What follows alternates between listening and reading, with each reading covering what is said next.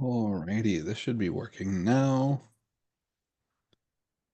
Awesome. We got all three people in.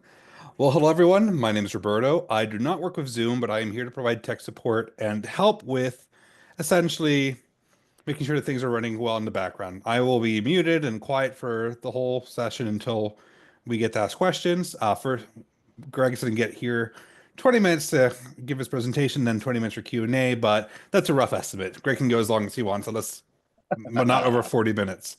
But to introduce Greg, Greg is from the Popular History podcast and is also known as Anti-Pope Gregory the First the Great, or the Facund, as I like to call him.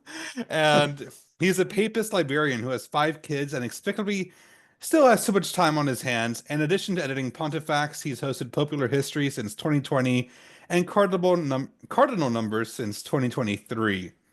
So everyone, please give it up for Greg. Give us some applause and have fun, Greg. I will All be away. right. All righty. So I believe, yep, it looks like I'm talking. We got people hearing me. All right.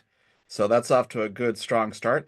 And I welcome you all to what will be probably the largest attended talk on François de Leclerc de Tremblay of this year. I have pretty much guarantee that. I do apologize for the blurry background. I'm currently in hiatus. So you get the idea of a bookshelf. Just pretend that it's arranged and pretend if my kids come in that they didn't. I'm behind about the only internally lockable door in the house. But I got 5 kids, and that's what happens. So, yes. All right. So, great to be here. Also, first, before I forget, I do want to note that I am hoping for an Easter resurrection for popular history. So, if you're here partly for that news, go ahead and mark your calendars for April 20th. And now I'm going to go ahead and share my screen here as we go into the actual presentation. Oops. Audacity wants to take over. All right. So, do we have any French speakers? Any of you speak French? Parlez-vous français? Non?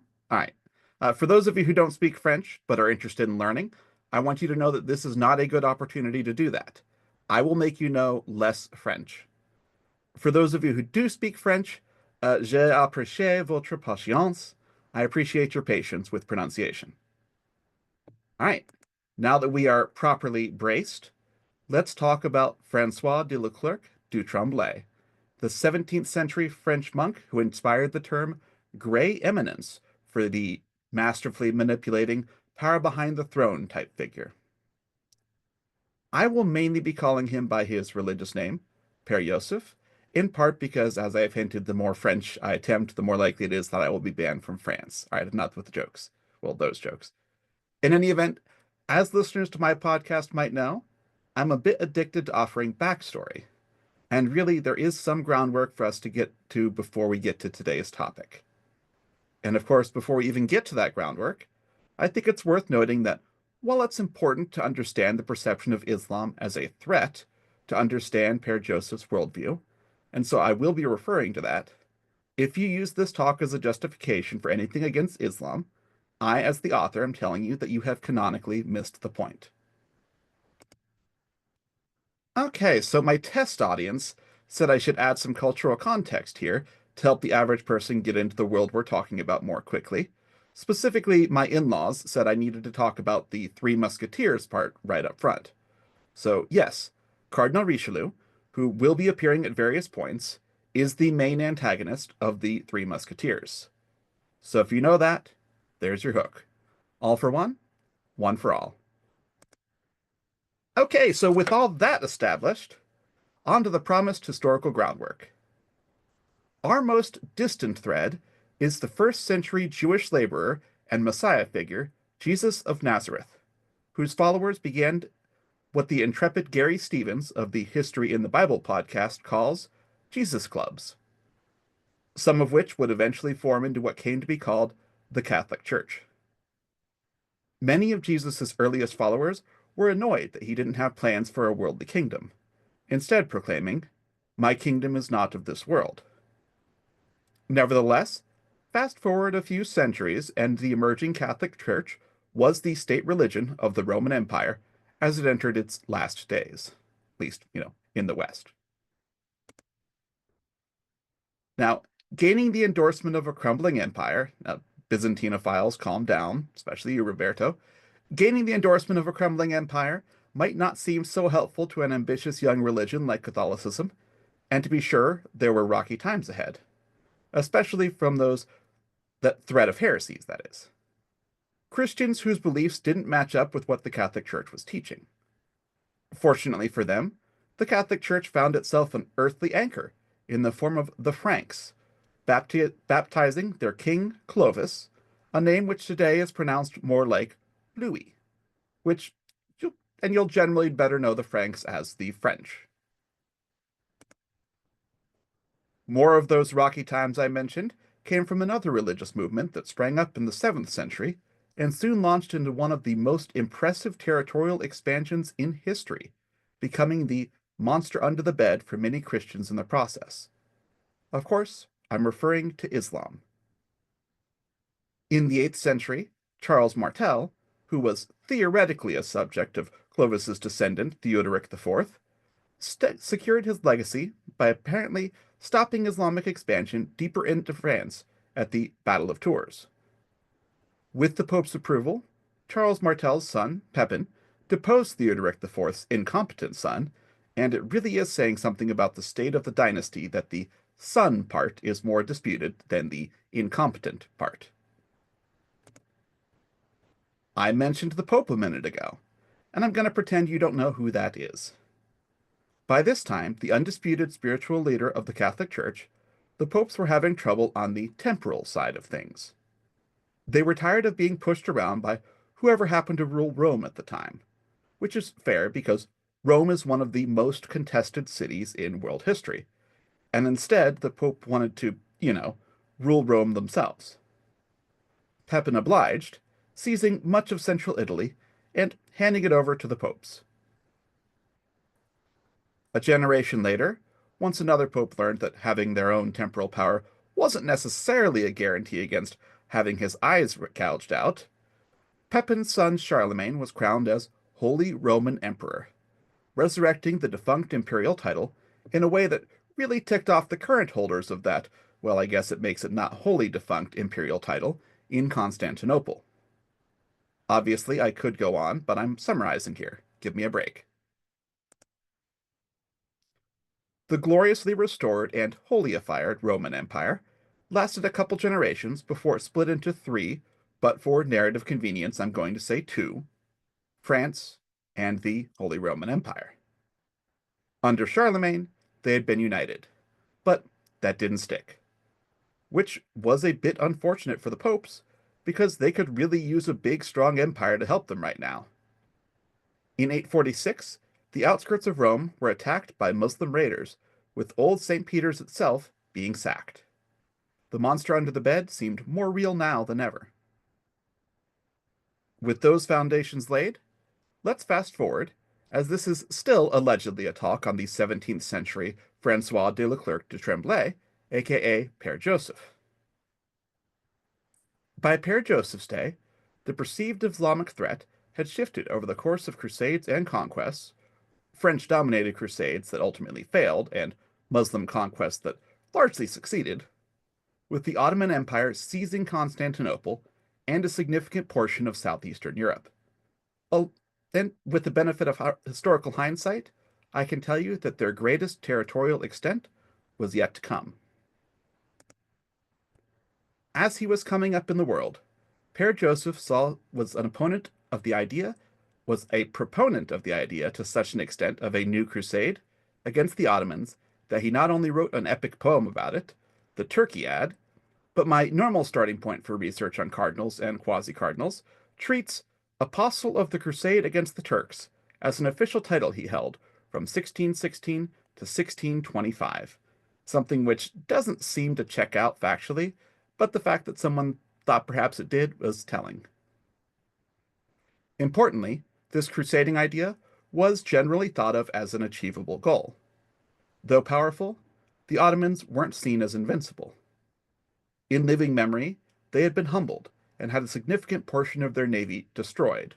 No, worse than that, seized at the Battle of Lepanto.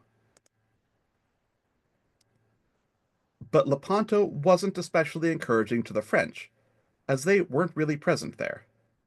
The fleet was commanded by John of Austria, bastard son of the late Holy Roman Emperor Charles V, with significant contributions from the Spanish Empire under the leadership of Philip II, another son of Charles V. In short, Lepanto was an affair of the House of Habsburg. There's the Habsburg realms for you on the screen. Bottom line, with the Holy Roman Empire to the east and the Spanish Empire to the west, now personally united with Portugal and all her colonial holdings at the time as well, which were extensive, in Père Joseph's day, France, and really the world as far as he was concerned, was surrounded by Habsburgs. Them claiming the mantle of defenders of Christendom, a role traditionally held by the French, did not sit well with the French generally, or with Père Joseph in particular. Am I oversimplifying? Yes. But am I wrong? Well, I certainly don't think so. I find it confusing to think I'm wrong.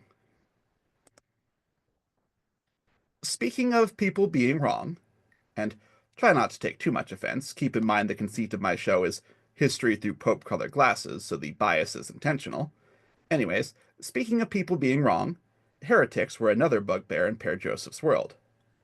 The unity of the Catholic Church, Catholic meaning universal, had not just been broken by the big East-West Catholic Orthodox split, though that was certainly a thing, but also more recently by what would come to be known as Protestantism, a general amalgam of reforming efforts by figures such as Martin Luther and pictured John Calvin, especially the Calvin side in the French context, where Calvinists were known as Huguenots.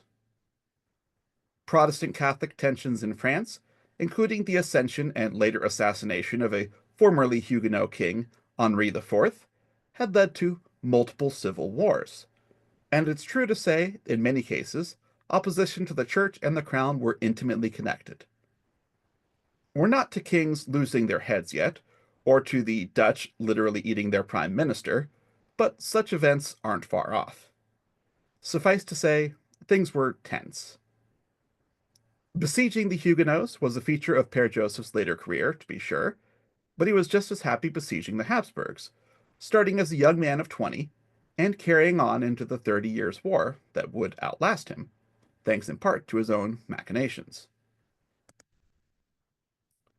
Fighting the Huguenots, one can perhaps understand wearing goggles calibrated for a pre-Westphalian worldview.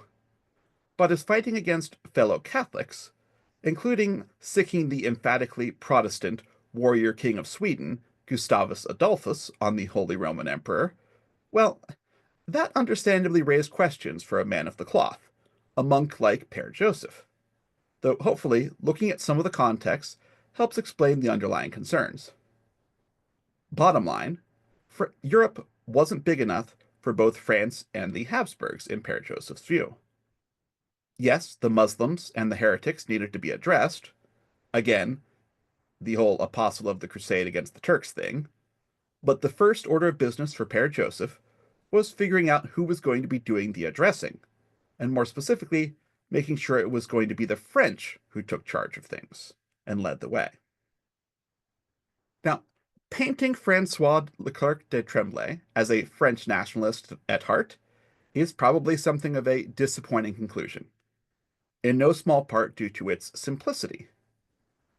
It is a simple message to modern ears, but it seems it was surprising enough to, well, early modern ears, that he gained a reputation for conniving and scheming.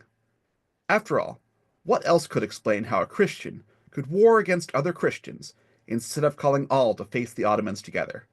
Or, if you're coming at this from a very different angle entirely, why would a Capuchin friar, a descendant of St. Francis of, peace fame, be calling for war in the first place? Père Joseph wasn't the only one playing politics, though. It was, after all, Pope Urban VIII taking a side against the Habsburgs over Italian concerns that made it acceptable for the French to ally with Protestant powers against the Habsburgs. It was also Urban VIII who added another gray aspect to Père Joseph's legacy, delaying his arranged appointment as a cardinal for years due to tensions between the Holy See and the French court. There were tensions everywhere, you see, until Père Joseph quite simply died, which is a guaranteed way to never get a red cardinal's hat. We also need to talk about the politics of Père Joseph's closest ally, his good friend Cardinal Richelieu, who had a way of making sure Père Joseph's energies were directed towards his own ends. Well, actually, he did that for everyone. Apparently, it took some convincing to make sure Père Joseph was focused primarily on the Habsburgs rather than the Ottomans directly. But once that was accomplished, yes, apparently that was Richelieu's idea, Père Joseph was extremely effective in destabilizing the Holy Roman Empire and dragging out the 30 Years' War. I also want to note that while Père Joseph's motives were surprisingly straightforward, despite his reputation, he did still show talent for intrigue, not only on the diplomatic front, but also in the form of his Capuchin spy network, that's his religious order, which was evidently quite handy, and no doubt goes a long ways towards explaining Cardinal Richelieu's fondness for Père Joseph. He was useful. The intelligence network may have been attractive to Cardinal Richelieu, but what did the Pope see in him, apart from an opportunity to do the French crown a solid? Why was he the favorite candidate to replace Cardinal Richelieu should he die?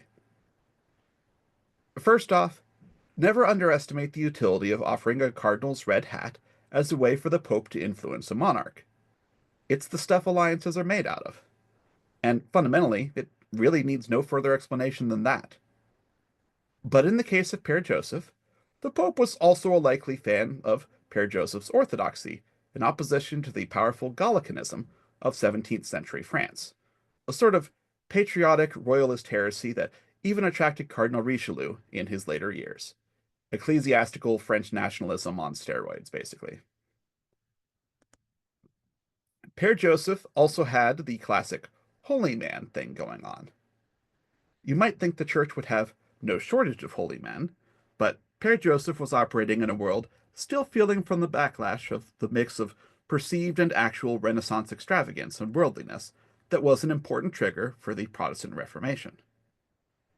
During the Catholic Counter-Reformation, that's this period, ascetic holy men and women had even more moral authority than they normally did, and that normal level is nothing to scoff at. Walking barefoot while whispering constant prayers and generally doing his best John the Baptist impression gave Père Joseph and his Capuchins, itself a reform of an order founded on stricter obedience to monastic rules, arguably more moral authority than the institutional church itself. Of course, the fact that Père Joseph chose to use his extensive moral authority in diplomatic wranglings and manipulative schemes that devastated Europe and arguably killed hundreds of thousands, well, that wrinkle is why we're talking about him at this conference. To look at another angle of Cardinal Joseph's qualifications as a potential cardinal, or sorry, Père Joseph's qualifications as a potential cardinal, his military bent wasn't a non-starter either, keeping in mind that most often he was fighting against heretics, and that his ultimate goal was a renewed crusade against the Ottomans. These were considered good motives in what was still a relatively Inquisition and crusade-friendly church, and as uncomfortable and unpopular as such approaches are today. I know you didn't expect this slide. With the question of what the church thought of all this addressed, at least enough for the moment, though remember I will be taking questions here shortly, so feel free to probe further into that or anything else. Let's take a look back at the fundamental question for today. Was Cardinal Richelieu's protege really the Grey Eminence he's remembered as? That is, a masterful diplomatic manipulator? In the pro column, we have his apparently successful spy network and his interventions to help extend the 30 Years' War, using the German princes and Gustavus Adolphus against Emperor Ferdinand II. But in the con column, we need to consider that the goals he was furthering weren't especially his to begin with. Apparently, destabilizing the empire was, again, Cardinal Richelieu's idea. And furthermore, for Père Joseph, it was a means to an end that was never really achieved. Remember the hoped for French led crusade against the Ottomans? Yeah, me either. Didn't happen. Meanwhile, Cardinal Richelieu got the strengthened France and his own strengthened self that he was aiming for. Louis XIV, the Sun King, was on the horizon, and he would be advised by another powerful cardinal in the mold of Cardinal Richelieu, Cardinal Mazarin.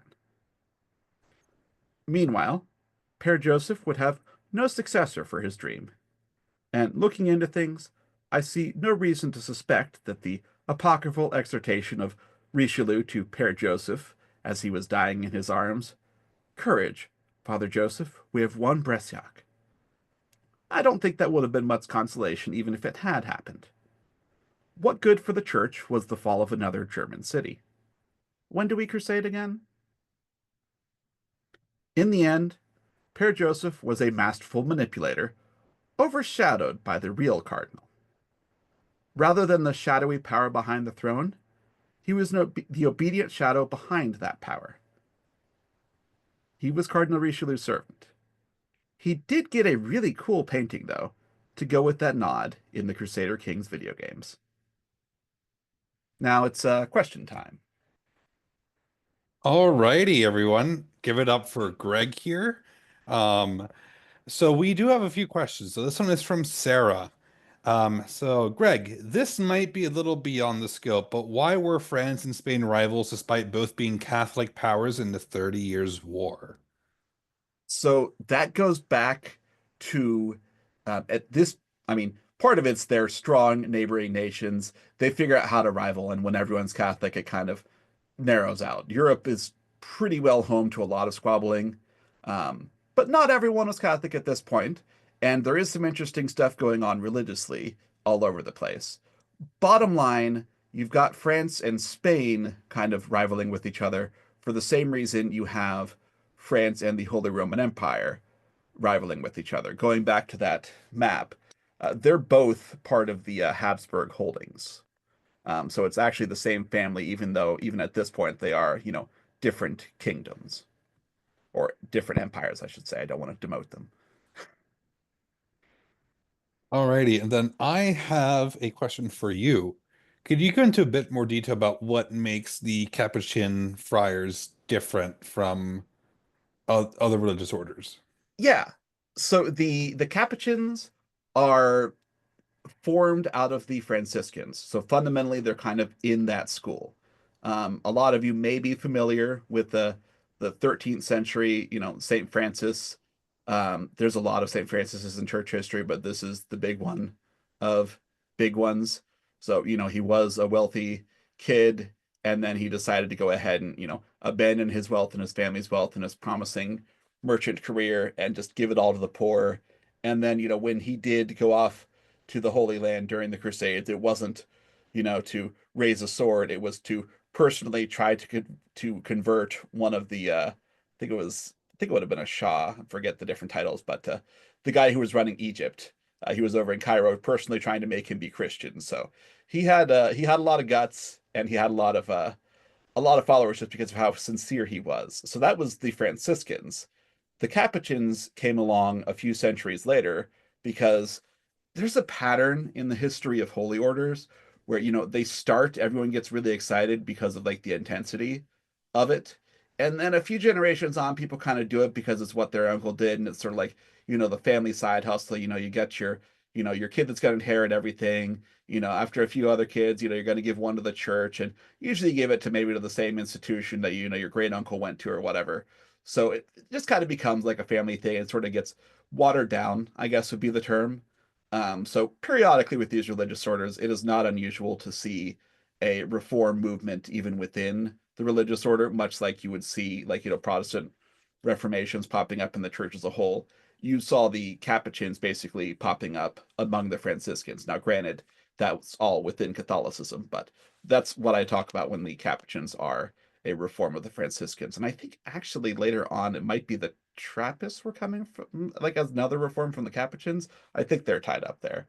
But yeah, that's sort of how that pattern develops. And in terms of the actual nuts and bolts of it, making sure you wear your religious habit. For example, like, some of them would eventually start rocking around in jeans and a t-shirt, right? The Hmm. equivalent. So just going back to the original sort of intention, just, walking barefoot is, a common thing. That's where you get the discalced Carmelites because, they took off their shoes, they their calcs, which I guess that's shoes. But yeah. Awesome. And then another question from Sarah. How did the Cardinal Spy Network fit within broader society and political intrigue? What exactly did it accomplish on a broader political scale? So it was sort of ears to the ground for everything. Um, you know, you have the Capuchin order, established in every town, and they sort of hear, the local rumors and how people, you know, feel at a certain place. To my mind, a lot of it was basically like having the best opinion polls in modern politics. Like if you understand, what people are going to go for, and if you, say send French troops to a certain town in the empire, like are they going to be more sympathetic to the French side of things, or is it going to be a harder fight? Sort of that military intelligence, I think would play a large role, is what I understand. That was the impression I got. I did not look into it extensively, but he was the head of the Capuchins for a number of years. So that and just having those contacts at Rome also helps get you a lot of allies, outside France as well, just internationally. It's like having, good UN connections at this period. Awesome. And then a question from Zoe. What was it about France that enabled certain cardinals to wield so much political influence? Was this unique to France, or were there similarly powerful cardinals in other states? Ooh. So it was not unique to France. We do have a pretty good historical memory of it in France, because of the very strong impression that Cardinal Richelieu made. He kind of overshadowed Louis the 13th. Um, Part of that also, I think, comes down to a little bit of propaganda because this is a period where you have folks, that aren't necessarily Catholic themselves, and a lot of the fact that we're speaking in English, does tend to flavor a little bit of the historical understanding that we get. So we have the English, perspective on a lot of these things. So England would look over at France and say, "Oh, hey, look, the church and the Pope must be manipulating them, to be doing these things." So, you know, France is run by cardinals. Now, it was, really so in the case of Richelieu. I would say that one stands up, but he stands more prominently because of the understanding of those, papal machinations. As Hmm. far as other countries where cardinals were powerful, I mean, there was a cardinal king in Portugal, which is a fun, a fun historical happening. And one of the later Stuart claimants actually wound up as a cardinal, although oftentimes those nobility connections end up being a cardinal because they're nobles. They're not noble because they're a cardinal, right? So one's definitely um, principle, but it was not exclusively a French thing. And I do look forward to exploring it in more detail. It was definitely a way that the church would show favor, and the church was very fond of showing a lot of favor to France outside of Italy. Um, for many years, they were kind of like called the eldest daughter of the church, right? It was as far as the Catholic Church was concerned, it was a big area for patronage. Okay. Then another question from me while we try to get more questions in the chat. When is the Catholic Church joining the Orthodox Church finally and mending the schism? So I actually, I would not be shocked if we saw a lot of broy type announcements this year. Now, technically the schism ended. They revoked the mutual excommunications right around Vatican II times. So really, the schism has ended. Hallelujah. But it is cool that this year, I mentioned my Easter timing for hoping to resurrect popular history. This is one of those few times where the calendars haven't quite drifted too far. And Easter is actually on the same day for both the Catholic and the Orthodox this year. And I know I've heard and seen from portions of both churches. Like I've seen it from Patriarch Bartholomew, who is not, all of Orthodoxy, but he is a Hmm. substantial figure as the Archbishop of Constantinople. Yeah. Um, I have seen him say that a unified calendar would be good. I have seen Pope Francis say that a unified calendar would be good. So I think that is actually realistically, we could see that. I think this year may be optimistic, but I think we could see some movement on something like that because both Pope Francis and Patriarch Bartholomew, who would be the two guys that would need to be on board with that, seem to be on board with that. And Pope Francis is even willing to give over the Catholic calculation and just kind of give into Orthodoxy, which I know the Orthodox side would love. And heck, I would be fine with it. Whatever gets, closer connections there. As far as I'm concerned, Christian unity is a good thing if we can get it. Yeah, and I definitely know that it would be a harder time with the Eastern European countries Mhm. because I know Yes, there's there's old having the Moscow calendarists. side, Yeah. basic currently in schism with Constantinople, is giving Constantinople a lot more room itself to be more friendly to Rome and sort of have that politicking side, not to cast any aspersions on anyone, but that's usually the way it goes. Yeah, because Moscow is definitely the big thing. But another Yeah. question from Zoe. How common was it for monastic orders to function as spy slash information networks? It was extremely common for them to be accused of that. The extent to whether that was an actuality, I would say there's a certain percentage of it that went on. Certainly there's a lot of, what is spying really, right? It's just passing on, just information, just things that might be helpful to your beneficiaries in your home country, when you're off colonizing the Americas or whatnot. It was a lot of those type of accusations. And, just basically them being too powerful is what led to the suppression of the Jesuits the century after this. So that's another thing that I would love to look into and look forward to getting to eventually. But I would say reasonably common, but not like, finding bugs under a rock. It's not something that's probably going to be there at any given time at a higher coordinated level. But, did people individually just kind of do their machinations at a lower level? I think in Per Joseph's case, from what I could see, it was more of a coordinated thing that would be more unusual. But at a lower level, it seemed to be something that's just part of being human and part of having a large network of people. You'll have spies among there, but that's not the sole purpose or even the main intent. Even I would say of Per Joseph's religious order. I don't want to cast aspersions on the sincerity of their actual practices, but certainly I would say Cardinal Richelieu saw it as a tool. Okay. And then another question from me to you. How did you end up coming up with the topic that you chose today? So I just thought it would be really fun. I have played I would say too much Crusader Kings, but I know there are people that have played a lot more Crusader Kings than me. But Me. I usually, I've played Crusader Kings maybe 2, 3 weeks of playtime total, but that was, during like a couple months of my life, and so it just kind of dominated me here and there. So that was a lot of fun, and you go into that game and you see like the different connections to the things that they build off of, seeing like Graham and I'm like, oh, where did that come from? Hmm. And I saw, got this Cardinal connections, and well, Cardinals really are my jam. I thought it was going to be a lot more intriguey, and also I'm a bit embarrassed to say, I thought it was the highest rank for intrigue in Crusader Kings, but as I'm sure you know, Roberto, it's actually the highest rank for diplomacy. So it's possible I picked the wrong topic, but hopefully I fudged it well enough. Um, But Gray Eminence is still fun because it gets you so many connections. it is, and it's useful in that game, I will Oh my say. gosh, yes. Yes, yeah, that diplomacy bonus Hmm. is pretty rocking. And I do think, Per Joseph, like I said, he was effective. He just kind of got manipulated himself. Cardinal Richelieu is more the intrigue score guy. Absolutely. And then what was some of the sourcing that you used for the information you got on Pair, Joseph? Yeah. So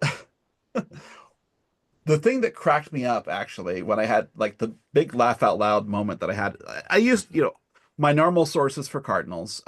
Florida International University hosts basically the archive of a guy who did what I would be doing if he hadn't already done it, which is like, just collecting all of the information on these Cardinals and just kind of sifting through it and making it publicly available. So that's fantastic work hosted by Florida International University, which is FIU.edu. His resources are linked in most of my Cardinal Numbers episodes. So if you go on the show notes for any of those, Mhm. they're the ones with that little swirly signal that Roberto helped me track down and work through a bit. But pardon. Um, Salvador Miranda is his name, and it's just the Cardinals database they have there. And the part that made me chuckle is Aldous Huxley, who wrote, Brave New World. He wrote a biography of Père Joseph, um, which there's not a lot of them out there, but it was useful. And it was also very useful that I found it online for free and complete. I'll make sure that when I post this on my feed, eventually I'll post a link to it. Hopefully it stays up because judging by the publishing date and like knowing like how this stuff typically works, it should not be out of copyright yet, but it's up, so I used it. Hmm. See, I have beef with Aldous Huxley. Yeah. He plagiarized the Russian novel, so Ah, yeah. I was just like, really? Like of all I did not people, know that. yes. I did not know that going in, but I was like, okay, of all people. Yeah. Okay, so we do have 4 more minutes. So if anybody has any burning questions, this is the time to ask. Yeah. But Sarah did ask a question, basically going, "What? How did that happen?" in that exact tone. Was that for Huxley? Yes. Fair enough. And Yeah. then No, I did a double take for sure. Zoe also says the Great Eminence has got to be one of the better nicknames I have heard. Did Cardinal Richelieu have a nickname outside of the Musketeers? So Cardinal Richelieu would actually be the Red Eminence. I probably should have explained that the Eminence is a title for a cardinal, and you'd think I would know. I know it's Eminence Grise in French, but I don't remember what red is in French, so he would be L'Eminence Rouge. Rouge. Yes, Pisson Rouge. Not Rogue, Yes, Rouge. yes, yes. So it was the Gray Eminence and the Red Eminence were cardinals. Richelieu and quasi cardinal is the term that the cardinals database uses for folks like Tremblay, where they have the documentation saying, yes, I'm going to make him a cardinal, like from the Pope to the King, because that was usually how that worked. Like, he'd be like, okay, who do you want to fill your next cardinal spot, right? Because effectively that was diplomatically sort of how it works, right? It was Mhm. almost like like creating a parliament, right, out of the world's nations. Well, Europe's nations. But yes, so I could also say the topic that I probably would have done if I had given myself more runway. Not that I regretted doing this, it just in terms of fitting the theme, I think I probably picked the wrong topic associated with this period's monasticism because mental reservation, which was a famous, tactic where basically like you say like, oh, do you have any Jews in your building? I don't have any Jews in my building. You're hiding them in your closet or whatever, but you mentally reserve and you say, I meant I don't have any for you, but you don't say that part out loud. So you mentally reserve that. So that was, arguably, I would say definitely a form of lying that was used, in extreme circumstances. It became fairly Mhm. notorious in Elizabethan England. Like, hey, these priests say that it's okay to lie. Like, it's bad to lie. It's like, okay, yes, but they're also lying because they know that, if you say, are you hiding any priests in this particular example, not only will they kill the priests, but they'll kill the people hiding the priests. So, Yeah, and that blood yeah, would go on their hands if they yeah. know what's going to happen to them, let them go. Yeah, and I So I would say think most people are okay with that sort of lying, but it is a absolutely. form of lying. Yeah, no, it reminds me of that one scene in Inglorious Bastards where they're going, where Christoph Waltz goes, are you harboring enemies of the state? And yada, yada, yada. Um, so everyone, thank you so much for joining us today. It was great seeing all 8 of you and your wonderful questions here. It made it go by so much smoother. Greg, thank you for presenting. It was a pleasure being your moderator today. Everyone, I hope you're able to enjoy the rest of the session. We do have a few things coming up. There is a religion panel that Greg is a part of. So if you Woo! want to hear Greg talk about more religion, feel free to join him Yeah. there. Over Um, under on me finding my way there in time. yes. And then so that is, we will put the link up to the religion panel. It's already in the lobby chat. So feel free to click on that. Oh, there we And go. then feel free to keep joining us for all the other sessions if you're interested. So Have a great day and talk to you guys soon. Yeah, thanks, Roberto. Thank you.